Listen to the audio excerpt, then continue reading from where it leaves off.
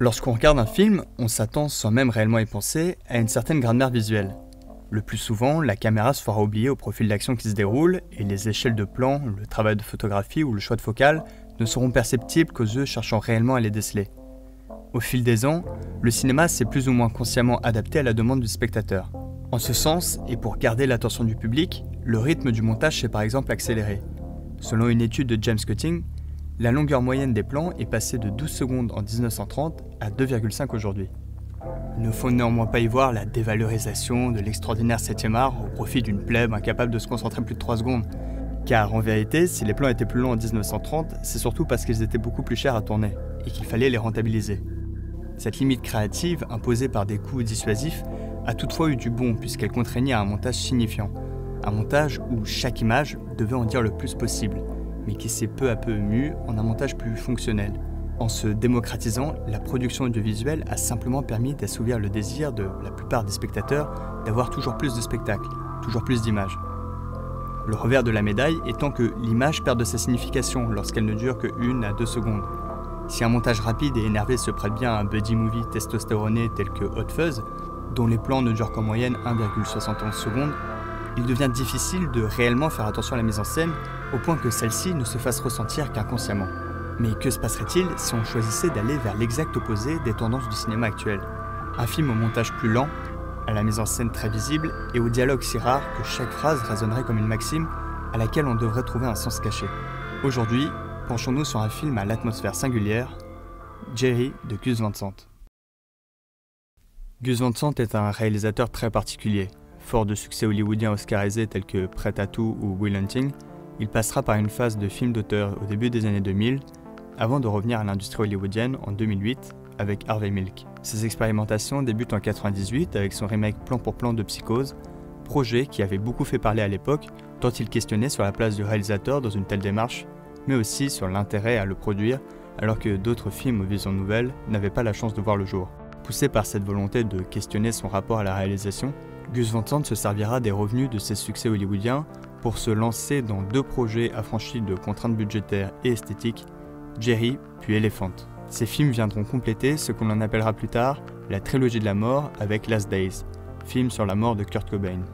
Toutes ces histoires ont pour point commun de traiter de l'errance d'une jeunesse déboussolée en s'inspirant de faits réels. Last Days traitant donc du suicide du chanteur de Nirvana, Elephant de la tuerie de Columbine, et Jerry, le film qui nous intéresse aujourd'hui, du décès de 2 jeunes adultes s'étant perdus dans la nature et que l'on retrouvera à 300 mètres d'une route qu'ils auront cherché en vain pendant des jours. En plus de se ressembler dans leur démarche, ces films se sont influencés dans leur réalité.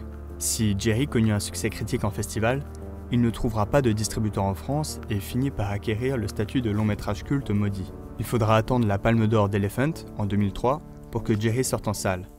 Ainsi, bien que sortis 1 an avant le film sur la tuerie de Columbine, ils apparaîtront presque en même temps sur les écrans du cinéma français. Les liens entre ce film méritant une vidéo dédiée, je m'arrête là et vous invite à vous renseigner si cela vous intéresse. Rentrons donc dans le vif du sujet. Jerry est sans doute ce qu'on peut appeler un film expérimental. Van Sant s'amuse à filmer ses personnages avec des partis pris très tranchés. Il a en effet une ambition minimaliste et naturaliste proche du documentaire, notamment due au choix de tourner en lumière naturelle.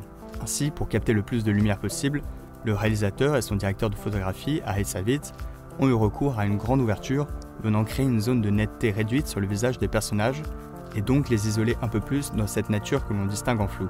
Cet effet est accentué par le choix d'une très longue focale qui viendra écraser les perspectives et rapprocher des montagnes lointaines pour les faire surplomber d'autant plus les 2 marcheurs. A l'inverse, le réalisateur utilise parfois des focales plus courtes pour isoler les personnages dans de vastes plans aux perspectives presque inatteignables. L'esthétique minimaliste du film est aussi attribuable au travail de contraste. Van Sant utilise des cadrages peu conventionnels mais très signifiants. Il y a par exemple ce close-up où les 2 personnages marchent l'un à côté de l'autre au même rythme et sans dire un mot. Puis leur rythme se désynchronise et on comprend qu'une rupture a eu lieu. Simple et efficace. Gus Van Sant s'amuse aussi avec la grammaire habituelle du cinéma en venant distordre des plans classiques.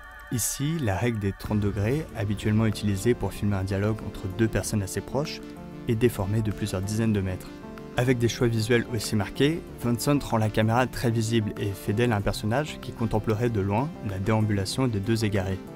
On imagine sans peine les conditions de tournage compliquées au milieu de ces paysages désertés, et d'ailleurs, Le tournage qui avait commencé en Argentine a dû être délocalisé aux États-Unis car il faisait trop froid. Ce sentiment de réalisme, cette impression de ressentir les éléments, est je pense en grande partie attribuable au choix d'avoir une lumière naturelle. Alors que le cinéma entre guillemets classique nous a habitués à une image bien éclairée, avec peu ou pas de zone d'ombre, une scène éclairée à la seule lumière d'un feu, ou des plans permettant de voir le lever du soleil en direct, comme c'est le cas sur le plan à 360 degrés sur la tête de Casey Affleck, où la lumière prend une teinte orangée, donne un sentiment de réel aux images. Dans cette même idée de réalisme, la quasi-absence de musique, si ce n'est le thème introductif d'Arvo Part et quelques boucles de piano, accentue la crédibilité de ce que l'on voit. Le film est parsemé d'ambiances sonores provenant notamment de micro-cravates, pour obtenir le bruit isolé du corps des comédiens dans leur environnement. On parle parfois de Jerry comme un huis clos en plein air, et conditionner le captage sonore au bruit venant des comédiens accentue ce sentiment d'enfermement. Mais il n'y a pas que ça. D'autres éléments viennent donner l'impression que les personnages sont enfermés dans un labyrinthe en plein air. Dans ce plan d'environ 10 minutes, on a presque l'impression d'un gif dans lequel les personnages feraient du surplace si le lever du soleil dans le fond ne nous indiquait pas le temps qui passe. Alors que Matt Damon avance le regard fixe sur l'horizon, Casey Affleck se cale sur son rythme, le regard accroché au dos de son ami, tandis que la caméra le suit de près comme un troisième zombie fermant la marche. Cette marche funèbre donne de par sa répétition une impression d'hypnose. Les personnages avancent mécaniquement et probablement ne pensent-ils plus à rien. Nous non plus d'ailleurs. Au fur et à mesure que le plan dure, nos pensées vont ailleurs et sans s'en rendre compte, on finit par ne plus penser à rien. En tout cas, c'était mon cas. Si tout à l'heure j'expliquais à quel point le choix de mise en scène donnait une impression de réel, venant parfois se rapprocher du style du documentaire, il y a dans la caractérisation des personnages quelque chose qui viendra à l'encontre de cette impression. Un sentiment un peu bizarre. D'abord, les personnages ne parlent jamais d'eux. Les seuls dialogues se résument à des expériences vécues par procuration, raconter une émission de télé ou sa dernière partie de jeu vidéo, mais jamais ses problèmes avec sa petite copine ou le projet sur lequel il travaille. Par ailleurs, alors que la situation semble pourtant s'y prêter, les deux personnages ne se plaignent jamais. Le seul moment de faiblesse du film est balayé d'un stop crying. On ne tombe jamais dans le pathos. Nous verrons dans une interprétation possible comment peut s'expliquer ce sentiment un peu étrange, mais avant, j'aimerais revenir rapidement sur la gestation du film. Alors qu'il avait débloqué 10 millions de dollars pour Will Hunting, Gus ne fera Jerry que pour 3,5 millions de dollars. Il explique « On a essayé d'utiliser un minimum de moyens, essentiellement pour des raisons budgétaires. Je crois qu'on n'était que 30 sur ce tournage de 26 jours. Personne au maquillage, pas de lumière, ni de véritable scénario. Le plus gros de l'équipe était composé de machinistes, car on avait 800 mètres de rails à poser. » Ainsi, même dans sa création, le film se voulait expérimental. Le but étant de partir avec une idée forte, deux gars qui se perdent dans le désert, mais d'y apporter des nuances à partir du ressenti lors du tournage sur place. Ce n'est pas pour rien que Casey Affleck et Matt Damon sont crédités au scénario. Ils ont aidé à donner plus d'épaisseur aux personnages en s'inspirant de l'ambiance du lieu où ils étaient, et Vincent explique s'être appuyé des relations des deux acteurs hors tournage pour peaufiner leurs interactions. Même le titre du film provient directement du tournage. Jerry était en effet une expression inventée par Matt Damon et le frère de Casey, Ben Affleck, pour désigner une sorte de connerie. À la base d'une private joke, le mot sera repris et utilisé lors du tournage au point de devenir le nom du film et des deux personnages. Car oui, ceux qui ont vu le film le savent, les deux personnages s'appellent Jerry. Le film s'inscrivant dans une trilogie caractérisée par l'errance de la jeunesse et la mort, il doit selon moi être lu par le prisme de métaphore. Ainsi, les deux Jerry seraient une et même personne, et le film décrirait les changements psychologiques de cet individu face aux épreuves de la vie, métaphorisées par le désert. Des indices laissent entendre que Jerry est un trentenaire qui se cherche. Amusé, voire dédaigneux face à l'archétype de la famille parfaite, parent portant une banane et enfant sifflotant, il souhaite s'écarter de ce modèle en partant sur un autre chemin avant de se rendre compte qu'il ne sait pas vraiment où il va et faire demi-tour. Il y a en effet une partie un peu naïve chez Jerry, capable de se perdre dans une randonnée familiale, de monter sur un rocher duquel il ne peut descendre, ou d'oublier d'où il vient au point de finir dans un désert de sable. Cette partie naïve est aussi la plus sensible, celle qui montre le seul signe de faiblesse du film, celle qui suit la marche, mais aussi celle qui ne souhaite pas mourir seul. Le deuxième Jerry est donc l'évolution du premier et représente la maturité qu'il a pris en vivant ses épreuves. L'ancien Jerry meurt et laisse place à son nouveau lui.